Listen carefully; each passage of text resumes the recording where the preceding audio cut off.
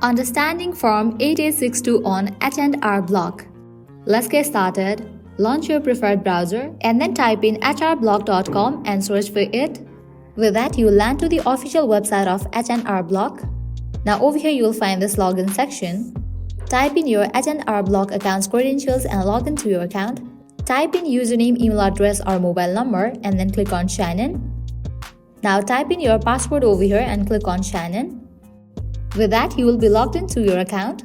Now talking about Form 8862, Information to Claim Earned Income Credit After Disallowance.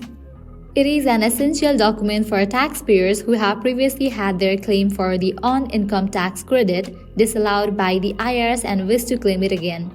This form becomes relevant when the IRS disallows the EITC due to reasons such as filing errors or fraud, and it requires the taxpayer to provide additional information to re-establish eligibility for the credit. It's important to note that Form 8862 is not necessary for first-time EITC claimants or those whose EITC was reduced or denied for reasons other than error or fraud.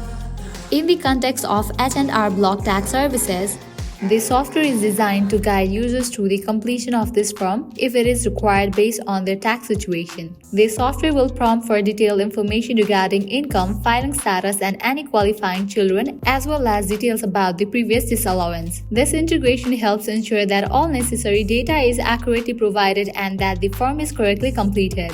After filling out Form 8862, it must be filed along with the tax return in the year the taxpayer wishes to reclaim the EITC. I hope now you guys are clear what does Form 8862 on H&R Block means. If this video was helpful, don't forget to like, share and subscribe. Thank you.